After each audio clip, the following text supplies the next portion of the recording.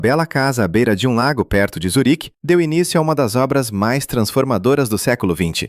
O jornalista John Freeman entrevistou o renomado psiquiatra Carl Gustav Jung para a televisão inglesa, gerando uma onda de cartas de pessoas comuns ávidas por compreender suas ideias complexas. Movido por um sonho revelador, no qual falava diretamente a uma multidão atenta, Jung finalmente aceitou o desafio de traduzir a psicologia analítica para uma linguagem acessível a todos. O resultado dessa decisão foi este livro monumental, que convida o ouvinte a desbravar as profundezas da mente e a decifrar a misteriosa linguagem dos símbolos que habitam nossos sonhos. A linguagem oculta. A diferença entre sinais e símbolos. Para compreender a mente humana, é preciso, antes de tudo, decifrar a forma como ela se expressa para além das palavras habituais. Jung nos ensina que há uma distinção fundamental entre um sinal, que apenas indica um objeto conhecido de forma utilitária, e um símbolo, que aponta para algo desconhecido e misterioso. Enquanto uma marca comercial ou uma abreviação servem apenas como representações práticas, um verdadeiro símbolo carrega consigo uma energia que ultrapassa os limites da nossa razão e lógica.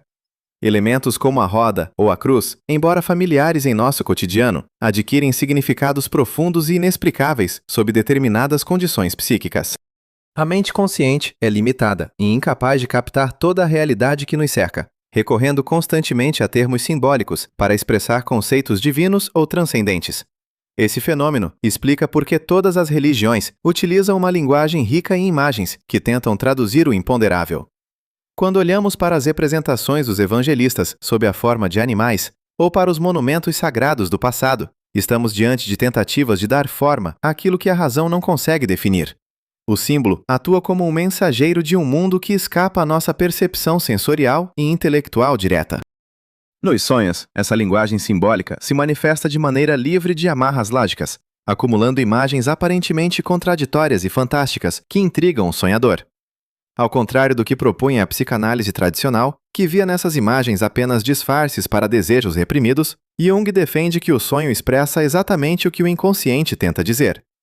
A chave para a interpretação não reside em glossários padronizados, mas na exploração do contexto estritamente pessoal de cada indivíduo.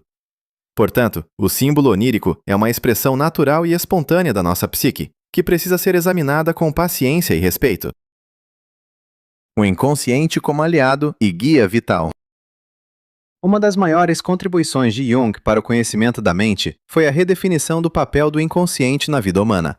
Longe de ser apenas um depósito de lembranças desagradáveis ou de traumas recalcados, o inconsciente é uma esfera viva, rica e tão real quanto o nosso próprio ego consciente.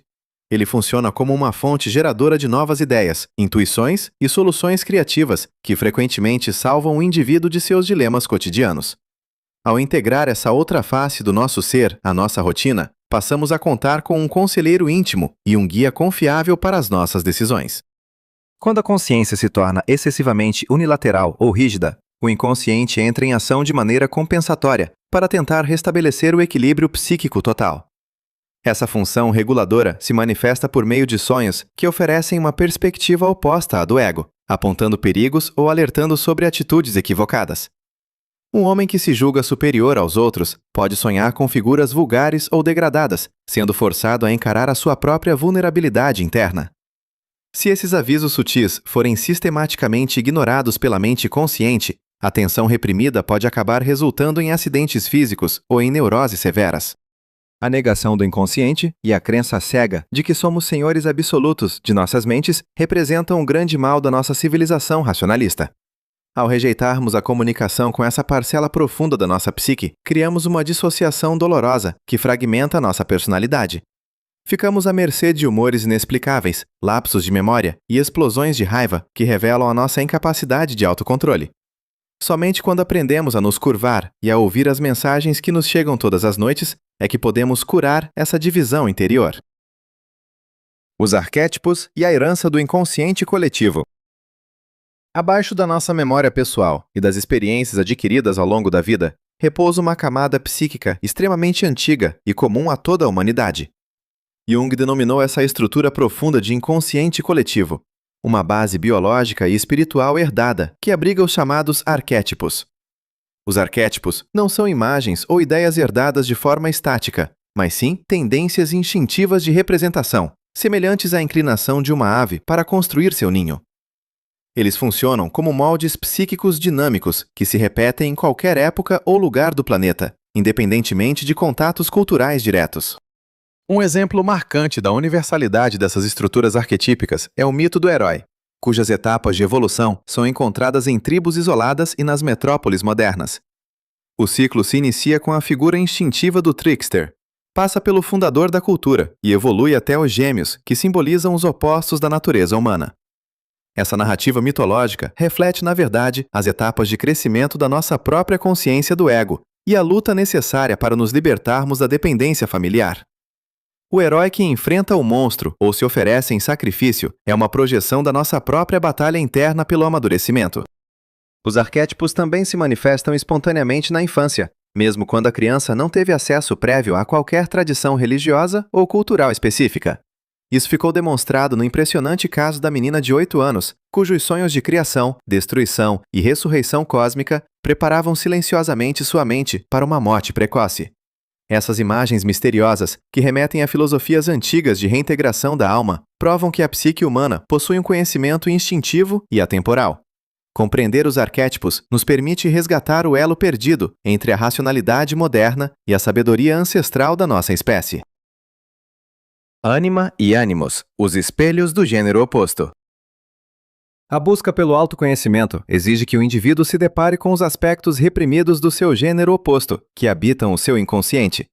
Na psique masculina, essa personificação das tendências femininas é chamada de ânima, enquanto na mulher, o elemento masculino latente recebe o nome de ânimos. Essas figuras são moldadas inicialmente pelas relações com a mãe e com o pai, respectivamente, exercendo enorme influência em nossas vidas amorosas.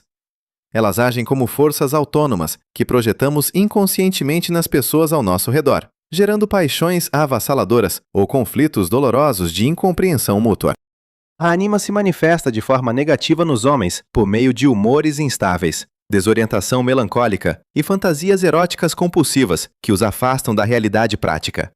No entanto, quando integrada de maneira saudável, ela se transforma em uma guia preciosa e mediadora espiritual para as profundezas do inconsciente.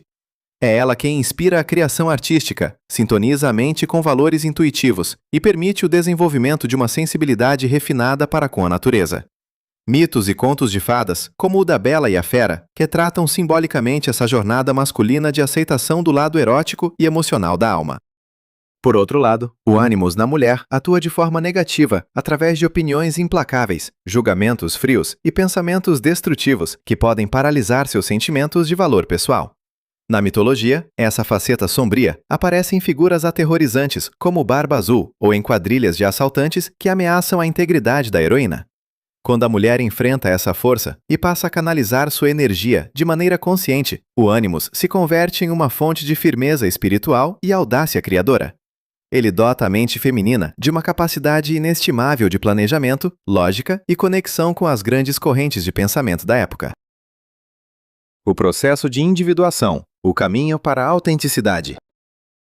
A vida humana não se resume ao mero ajustamento biológico e social, mas visa ao cumprimento de um esquema de crescimento psíquico interior. Jung denominou essa jornada de processo de individuação, um caminho natural e involuntário pelo qual o homem realiza sua singularidade e se torna um ser completo. Esse processo de amadurecimento assemelha-se ao desenvolvimento lento e silencioso de uma árvore, cuja semente traz em si todas as etapas da sua futura totalidade. No entanto, para que essa jornada seja plena, é indispensável que o ego colabore de maneira ativa e consciente com as exigências da psique total. A individuação costuma iniciar-se com um choque doloroso ou com uma sensação de vazio existencial, que nos força a abandonar as ilusões da consciência. É nesse momento crítico de sofrimento que o indivíduo é convocado a encarar a sua sombra, que compreende as características mais ocultas e indesejáveis de si mesmo. Encarar esse lado sombrio exige uma honestidade implacável e o abandono de preconceitos morais e projeções que costumamos lançar sobre os nossos adversários políticos ou sociais.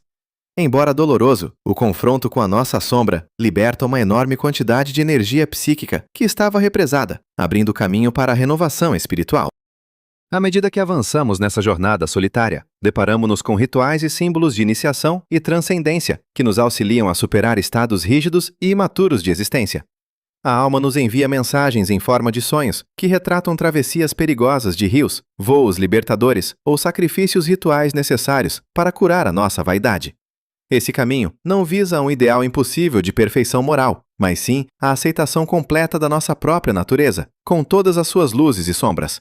O homem que se dedica à individuação reconquista o seu peso como ser humano e descobre um sentido profundo para sua breve passagem pela Terra. O Self e o simbolismo sagrado da mandala. No centro do nosso universo mental, governando todo o processo de crescimento e equilíbrio psíquico, reside o núcleo organizador supremo da nossa psique. Jung denominou esse centro de Self, distinguindo-o do ego consciente, que representa apenas uma pequena parcela da nossa personalidade global. O Self é a totalidade absoluta da nossa mente, atuando como inventor e organizador das imagens oníricas que nos guiam de forma inconsciente. Esse centro sagrado foi intuído por diferentes civilizações ao longo da história, sendo representado sob a forma do daimon dos gregos ou do grande homem no coração dos índios Nazcapi. Na linguagem simbólica do inconsciente, o Self se expressa frequentemente através de figuras geométricas perfeitas, como o círculo, a esfera e o quadrado. Jung utilizou o termo de origem hindu mandala, que significa círculo mágico, para designar essas estruturas de ordenação espiritual que expressam a totalidade psíquica. A mandala surge espontaneamente nos sonhos do homem moderno, quando este passa por momentos de desorientação, trazendo uma profunda sensação de paz e de ordem restabelecida.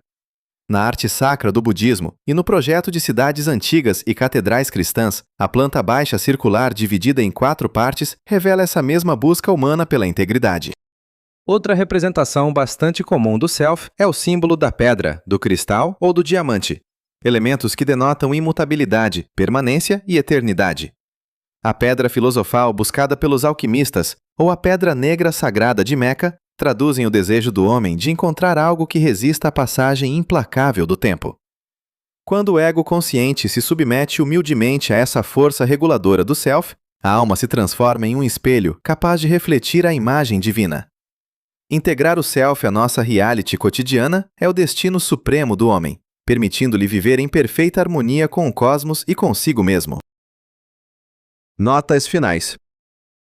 O homem em seus símbolos nos convida a uma transformação profunda de perspectiva, mostrando que a salvação do indivíduo e da própria sociedade reside no resgate do diálogo com o nosso inconsciente. Ao despojar o mundo moderno de seus mistérios e ritos sagrados, a nossa civilização racionalista gerou uma dolorosa esquizofrenia espiritual que nos afasta da nossa própria essência instintiva. No entanto, os nossos sonhos e a nossa arte de vanguarda continuam a sussurrar a verdade eterna de que somos guiados por forças que fogem ao nosso controle consciente. Caberá a cada um de nós ter a coragem ética de iniciar essa busca solitária pelo autoconhecimento, encontrando no labirinto da alma a chave para uma existência equilibrada, ética e verdadeiramente humana.